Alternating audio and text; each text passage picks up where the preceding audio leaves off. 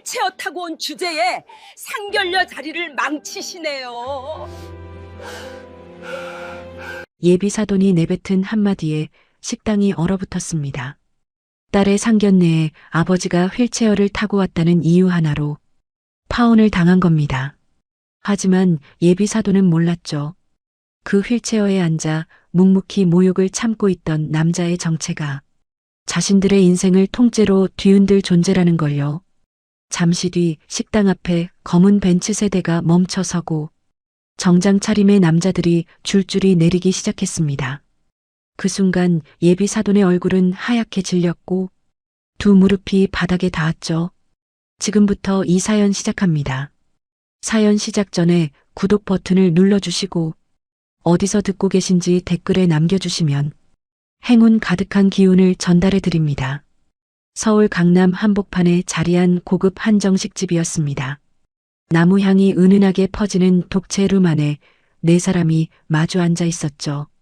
한쪽에는 휠체어에 앉은 아버지와 단정한 원피스를 입은 딸이, 맞은편에는 말끔한 정장 차림의 중년 부부가 자리를 잡았습니다. 딸의 상견례 자리였어요. 휠체어를 탄 아버지의 이름은 강태호.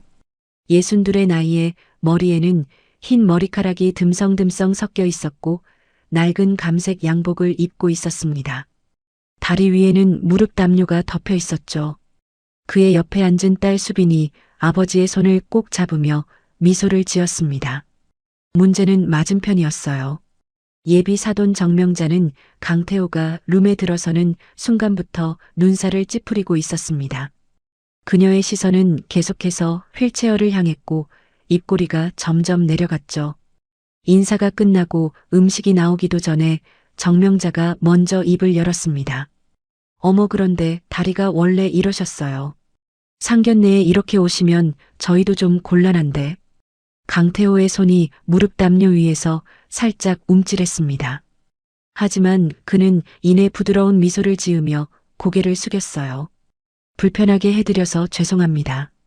5년 전 사고로 이렇게 됐는데 그래도 딸아이 상견례인데 빠질 수가 없어서요. 정명자의 입꼬리가 실룩거렸습니다. 마치 그 대답이 마음에 들지 않는다는 듯이요. 옆에 앉은 남편 정대성이 헛기침을 했지만 아내를 말리진 않았습니다. 오히려 그의 눈빛에도 실망이 서려 있었죠. 정명자가 물잔을 내려놓으며 다시 물었습니다. 그래서 하시는 일이 뭔데요? 혹시 실례가 안 된다면. 작은 사업을 하고 있습니다. 강태호가 짧게 답했어요. 사실이었습니다. 다만 그 작은 사업의 규모가 어느 정도인지는 아무도 몰랐죠. 정명자는 코끝으로 웃었습니다. 작은 사업이요. 그럼 솔직히 여쭤볼게요. 예단은 어느 정도 생각하고 계세요? 수빈의 얼굴이 붉어졌습니다.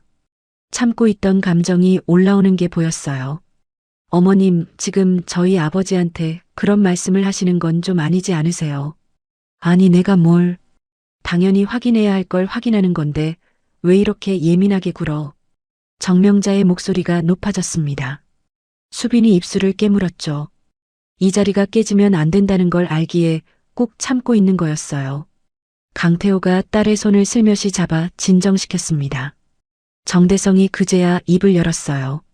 솔직히 저도 좀 걱정이 됩니다. 건강 문제가 있으시면 앞으로 병원비도 만만치 않을 텐데 우리 우혁이한테 부담이 가는 건 아닌지. 아들 걱정을 하는 척했지만 속내는 명확했습니다. 강태호의 눈빛이 한순간 깊어졌어요. 하지만 그는 아무 말도 하지 않았습니다. 다만 딸의 손을 잡은 힘이 조금 더 세졌을 뿐이었죠. 정명자가 결정타를 날렸습니다. 아이고, 참 이런 말하긴 그렇지만 사돈 어른이 이 상태시면 우리 체면이 안 서요. 솔직히 우리 우혁이 조건이면 더 좋은 데서도 얼마든지 자리가 나오거든요. 식탁 위에 찬 공기가 내려앉았습니다. 수빈의 눈에 눈물이 맺혔어요. 강태호는 여전히 말이 없었습니다. 그저 창밖을 바라보고 있었죠. 그의 무릎 담요 아래 숨겨진 주머니 속에서 진동 없이 불이 들어온 휴대폰 화면에는 부재중 전화 7통이 찍혀 있었습니다. 발신자는 모두 같은 이름이었어요. 하지만 이 자리에 있는 그 누구도 그 이름의 무게를 알지 못했습니다. 분위기가 싸늘하게 가라앉은 상견례 자리. 정명자는 거기서 멈추지 않았습니다. 음식이 하나둘 나오기 시작했지만 누구도 젓가락을 들지 못했어요. 정명자가 냅킨으로 입가를 닦으며 남편에게 눈짓을 보냈습니다. 정대성이 헛기침을 하더니 자세를 바로잡았죠. 강 선생님 말씀 좀 드려도 되겠습니까? 강태호가 고개를 끄덕였습니다. 정대성은 점잖은 표정을 유지하려 애썼지만 그 눈빛은 이미 결론을 내린 사람의 것이었어요. 저희도 많이 고민했습니다만 솔직히 양가 형편 차이가 크다 보니 결혼 후에 여러 문제가 생길 수 있지 않겠습니까? 아무래도 이번 혼사는 없던 걸로 하는 게 서로를 위해 좋겠습니다. 파혼이었습니다. 점잖은 말투로 포장했을 뿐 내용은 잔인했죠. 수빈의 입술이 파르르 떨렸어요. 옆에 앉아있던 예비 신랑 우혁이 고개를 푹 숙이고 있었습니다. 한마디도 하지 않았어요. 아니 하지 못한 거였죠. 수빈이 우혁을 바라봤습니다. 2년을 함께한 사람이었어요. 주말마다 아버지 병원에 같이 가주겠다고 약속했던 사람. 휠체어를 밀어드리겠다며 웃던 사람이었습니다. 그런데 지금 그 사람은 고개도 들지 못하고 있었죠. 우혁 씨 아무 말도 안 할 거예요. 수빈의 목소리가 갈라졌습니다. 우혁이 고개를 살짝 들었지만 부모의 눈치를 보더니 다시 고개를 떨궜어요. 그 모습에 수빈의 눈에서 눈물이 한 줄기 흘러내렸습니다. 정명자가 그 틈을 놓치지 않았어요. 수빈아, 너도 이해해라. 우리 우혁이가 너 안 좋아하는 게 아니야. 근데 현실을 봐야지. 시아버지가 될 분이 이 상태인데 우리 우혁이가 평생 그 짐을 져야 되겠니? 짐이라고 했습니다. 살아있는 사람을 짐이라고 불렀어요. 수빈의 눈에 불꽃이 일었습니다. 참을 수 있는 선을 넘은 거였죠. 지금 우리 아버지를 짐이라고 하신 거예요. 사실이 그렇잖아. 내가 틀린 말했어. 정명자는 눈 하나 깜짝하지 않았습니다. 오히려 당당했어요. 수빈이 벌떡 일어섰습니다. 하지만 그보다 먼저 움직인 사람이 있었어요. 강태호였습니다. 그가 조용히 딸의 팔을 잡았죠. 수빈아, 됐다. 일어나자. 그 목소리에는 분노가 없었습니다. 슬픔도 없었어요. 다만 어떤 결심을 마친 사람의 담담함이 묻어 있었죠. 수빈이 아버지를 바라봤습니다. 강태호는 미소를 짓고 있었어요. 하지만 그 미소가 평소와는 다르다는 걸 수빈은 알아챘습니다. 수빈이 휠체어를 돌려 문을 향했어요.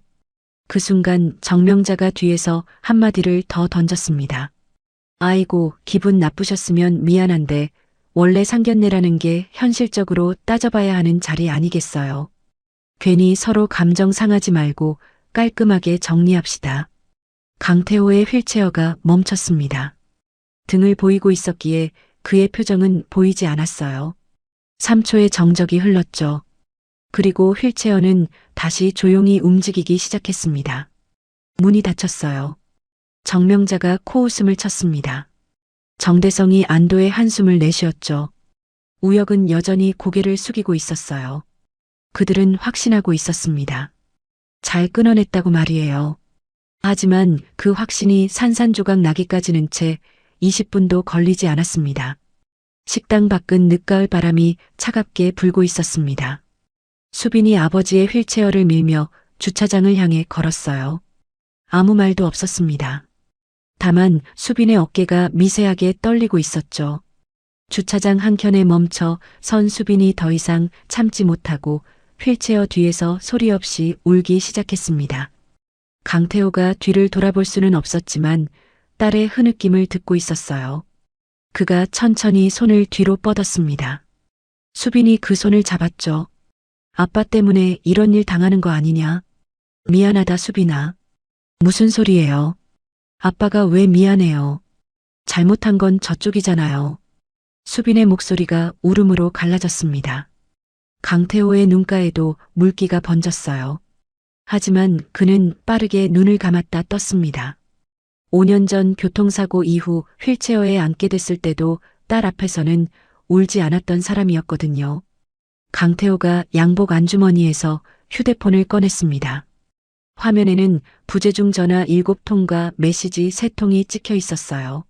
모두 같은 사람이었죠. 비서실장 박경호. 상견례 도중에도 쉴 새 없이 연락이 왔지만 강태호는 전화를 받지 않았습니다. 딸의 자리를 방해하고 싶지 않았으니까요. 이제는 달랐습니다. 강태호의 눈빛이 바뀌었어요. 따뜻하고 부드럽던 아버지의 눈이 아니었습니다. 수십 년간 수천 명의 직원을 이끌어온 사람의 눈이었죠. 그가 전화를 걸었습니다. 경호야, 나다. 전화를 받은 상대가 무언가를 빠르게 보고했어요. 강태호는 조용히 듣다가 짧게 말했습니다. 정일건설 정대성이라는 사람 알아봐. 그리고 차 보내라. 강남 한정식집 송림원이다. 통화는 30초도 걸리지 않았습니다. 강태호가 전화를 끊고 수빈을 바라봤어요. 수빈은 아버지의 변한 눈빛을 알아챘습니다. 2년 동안 한 번도 본 적 없는 눈이었거든요. 아니, 정확히 말하면 어렸을 때 몇 번 본 적이 있었죠. 아버지가 회사에서 중요한 결정을 내릴 때 보이던 그 표정이었습니다. 아빠, 지금 무슨 전화한 거예요? 수빈아, 아빠가 오늘은 참을 수가 없다. 내 딸을 그 앞에서 울린 사람들이니까. 수빈은 아버지를 말리지 않았습니다. 아니, 말릴 수가 없었어요. 아버지가 저런 표정을 짓는 건 정말 화가 났을 때뿐이라는 걸 알고 있었으니까요. 한편 식당 안에서는 정명자가 의기양양하게 우혁에게 잔소리를 늘어놓고 있었습니다. 내가 처음부터 반대했잖아. 아버지가 저 상태인 집안이 뭘 해줄 수 있겠어. 이참에 잘됐다, 우혁아. 우혁은 아무 말도 하지 못했어요. 마음 한쪽에서는 수빈에게 미안한 감정이 올라왔지만 어머니 앞에서 입을 여는 건 그에게 불가능한 일이었습니다. 정대성이 와인잔을 들며 한마디 했죠. 됐으니까 다른 자리 알아보자. 김전문의 딸이 30인데 아직 미혼이라더라. 세 사람은 이미 수빈과 강태호를 잊어버린 듯 했습니다. 정명자가 웃으며 음식을 집어먹기 시작했어요. 마치 아무 일도 없었다는 듯이 말이죠. 하지만 바로 그 순간 식당 주차장에 검은색 벤츠 세대가 소리 없이 미끄러져 들어왔습니다. 차에서 내린 건 검은 정장에 이어피스를 낀 남자들이었어요. 식당 직원들의 눈이 동그래졌죠. 무언가가 시작되고 있었습니다. 검은 벤츠 세대에서 내린 남자들은 총 6명이었습니다. 모두 같은 검은 정장에 같은 이어피스를 착용하고 있었어요. 그중 맨 앞에 선 남자가 한 뼘쯤 더 컸죠. 짧게 정돈된 머리에 날카로운 눈매를 가진 사내였습니다. 비서실장 박경호였어요. 박경호는 주차장에서 휠체어에 앉아있는 강태호를 발견하자 빠른 걸음으로 다가왔습니다. 그리고 허리를 90도로 숙였죠. 회장님, 늦어서 죄송합니다. 아니다. 빨리 왔네. 강태호의 목소리는 담담했지만 박경호는 그 톤의 미세한 변화를 놓치지 않았습니다. 15년을 모신 사람이었으니까요. 회장님이 이 톤으로 말할 때는 누군가의 인생이 바뀌는 날이었어요. 정일건설 정대성 대표 파악됐습니까? 보고 올리겠습니다. 정일건설은 자본금 200억 규모의 중견 건설사입니다. 연 매출의 약 70%가 저희 강성그룹 하도급으로 이루어져 있고요. 현재 신도시 개발 현장 3곳에서 저희 프로젝트에 참여 중입니다. 강태호가 고개를 천천히 끄덕였습니다. 입꼬리가 아주 미세하게 올라갔어요. 하지만 웃음이 아니었죠. 차가운 확인이었습니다. 70%라. 그러면 우리가 빠지면 어떻게 되나? 사실상 회사 운영이 불가능합니다. 박경호의 대답은 감정 없이 정확했습니다. 강태호가 수빈을 돌아봤어요. 수빈의 눈가가 아직 붉었지만 더 이상 울고 있지는 않았습니다. 아버지의 뒤에 선 검은 정장의 남자들을 보면서 복잡한 표정을 짓고 있었죠. 아빠 꼭 이래야 해요. 수빈아, 내가 맞은 건 괜찮다. 근데 내 딸 앞에서 아비를 짐이라고 부른 사람은 용서가 안 된다. 수빈은 더 이상 말리지 않았습니다. 아버지의 눈을 보면 알 수 있었거든요. 이미 결심이 끝난 눈이었으니까요. 강태호가 박경호에게 시선을 돌렸습니다. 안에 들어가서 내 명함 한 장 전해라. 그리고 아까 내 딸과 나를 모욕한 사람이 어떤 사람인지 정확하게 알려줘. 알겠습니다, 회장님. 박경호가 몸을 돌려 식당 안으로 향했습니다. 뒤를 따르는 수행원 2명의 발소리가 주차장에 울렸어요. 나머지 4명은 강태호의 양옆에 도열했습니다. 마치 군인처럼 정확한 간격을 유지한 채 말이에요. 그 사이 식당 안에서는 정명자가 디저트를 먹으며 한창 기분 좋은 수다를 떨고 있었습니다. 다음 며느리감 후보 명단을 스마트폰으로 정리하고 있었죠.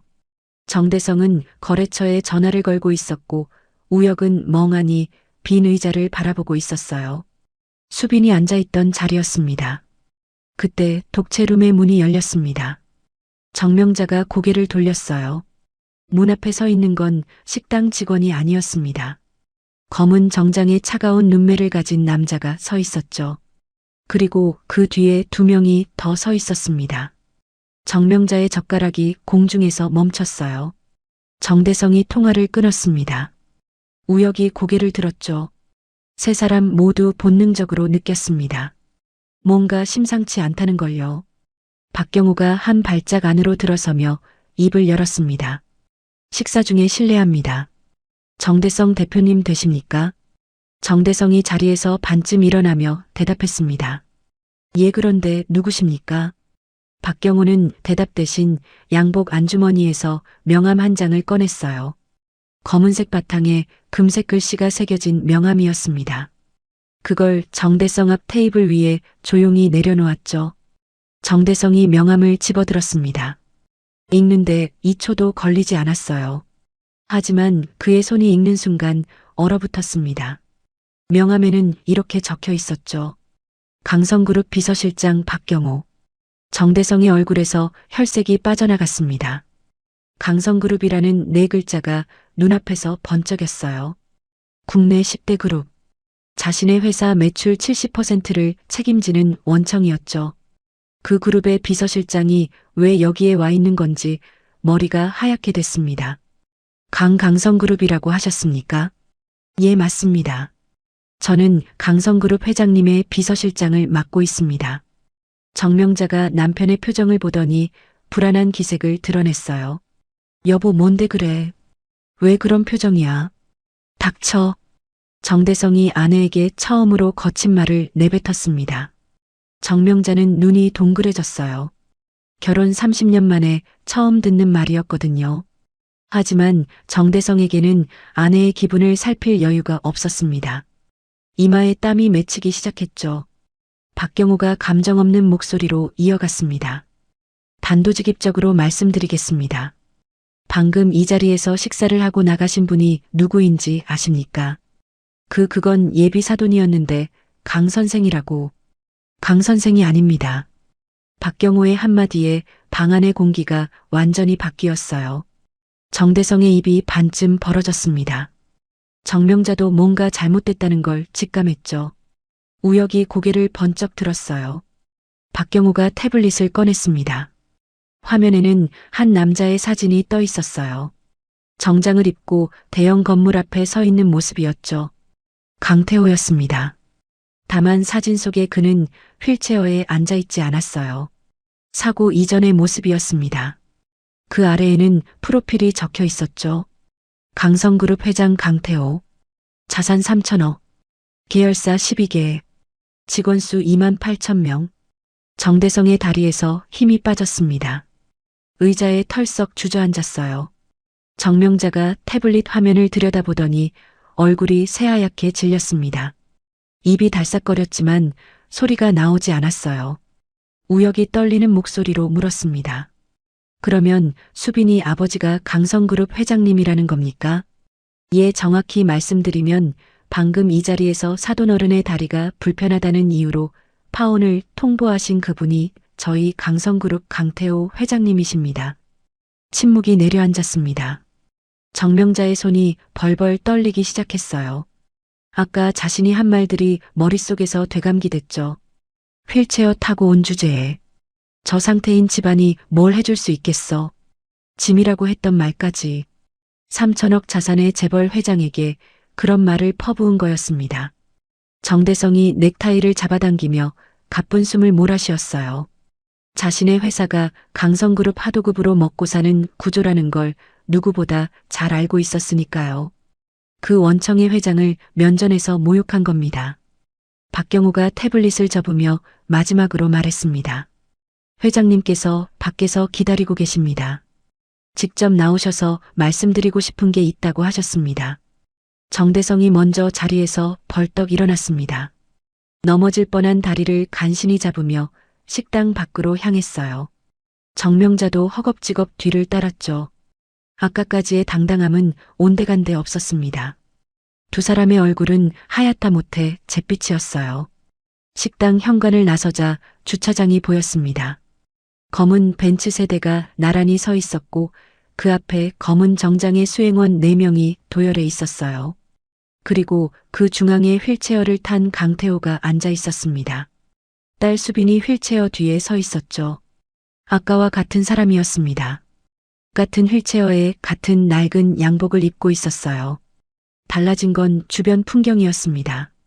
검은 차와 검은 정장의 사내들이 그를 둘러싸고 있는 모습은 아까 독채룸에서 홀로 앉아있던 모습과는 완전히 다른 세계였어요. 정대성의 무릎이 꺾였습니다. 주차장 바닥에 두 무릎이 닿았어요. 생각할 겨를도 없었습니다. 몸이 먼저 반응한 거였죠. 회장님, 저희가 몰라 뵈었습니다. 정말 죄송합니다.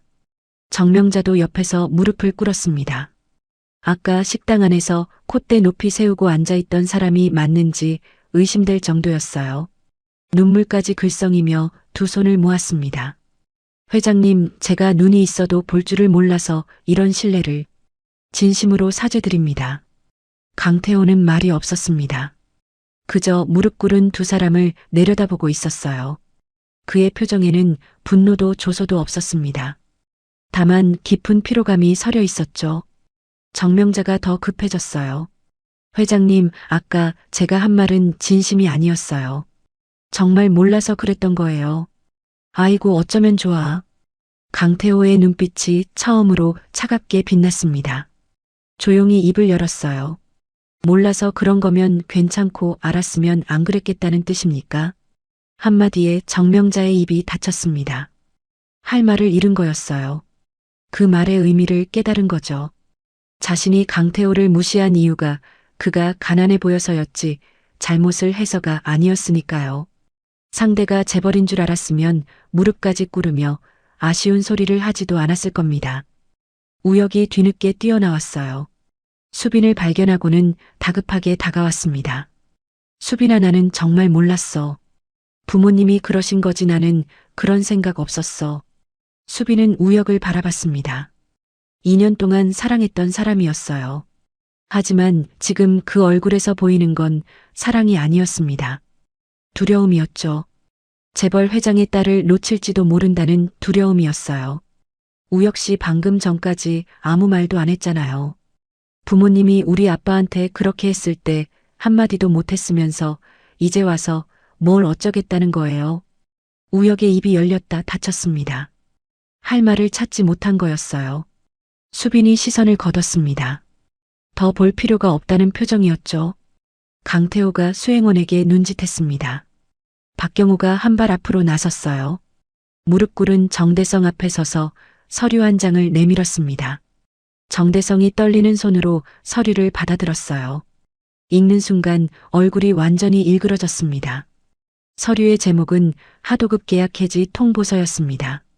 정일건설이 참여 중인 강성그룹 프로젝트 3건 전부에 대한 계약 해지 내용이 담겨 있었어요.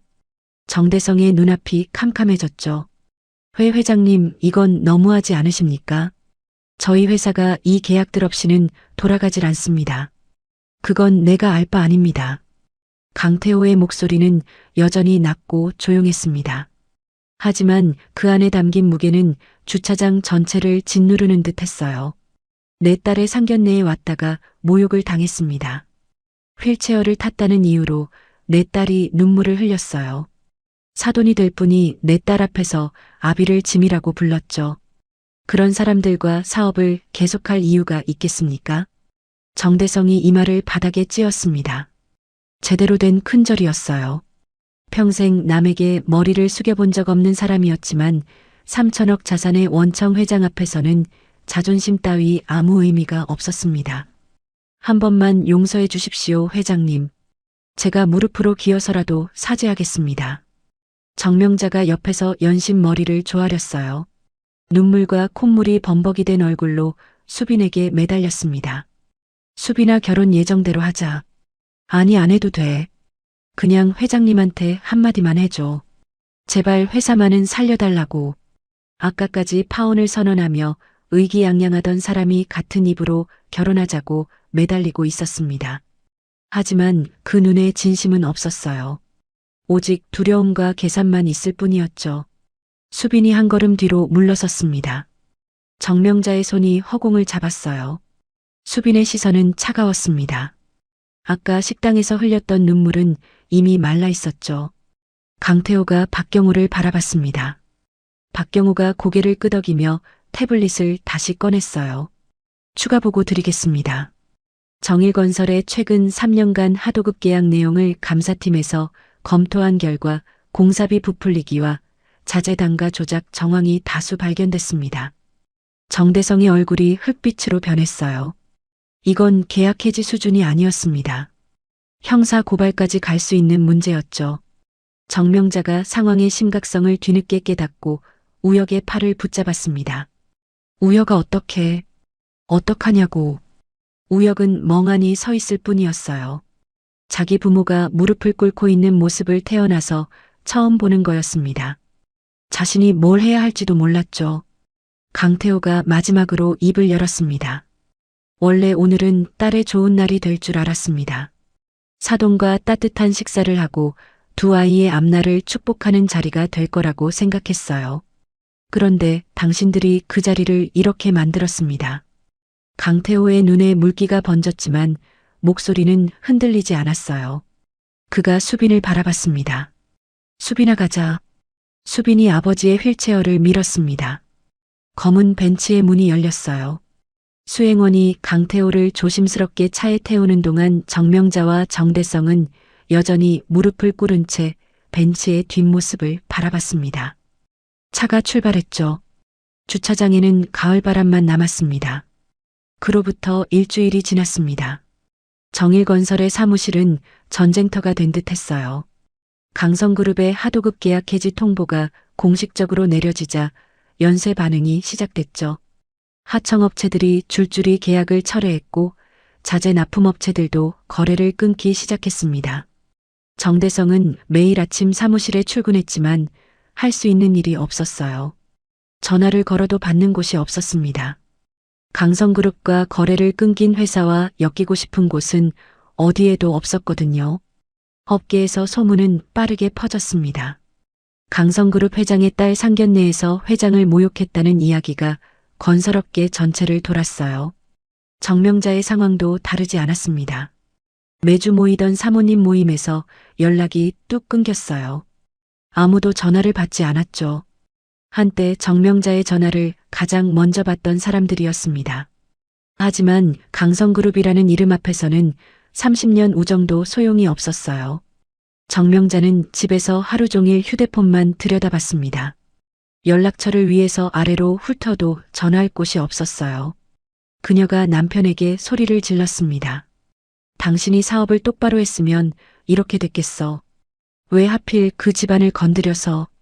건드린 건 당신이잖아. 누가 짐이라고 했어. 누가 휠체어 타고 왔다고 무시한 건데. 부부는 서로를 향해 손가락질을 했습니다. 아까 상견례 자리에서 한 팀이었던 사람들이 일주일 만에 서로의 탓을 하고 있었어요. 그 집안의 균열은 이미 시작된 거였죠. 우혁은 회사에 사직서를 냈습니다. 아버지 회사에서 일하고 있었지만 더 이상 버틸 수가 없었어요. 동료들의 시선이 달라졌거든요. 수군거리는 소리가 어디를 가도 따라왔죠. 그는 수빈에게 마지막 문자를 보냈습니다. 돌아오는 답은 없었어요. 한편 수빈은 변함없이 대학병원 소아과에서 진료를 보고 있었습니다. 흰 가운을 입고 아이들을 돌보는 모습은 평소와 다를 게 없었어요. 동료들은 여전히 수빈이 재벌가 딸이라는 사실을 몰랐습니다. 수빈은 그게 좋았어요. 퇴근 후 수빈은 아버지의 집으로 향했습니다. 넓은 거실 창 너머로 노을이 붉게 물들어 있었어요.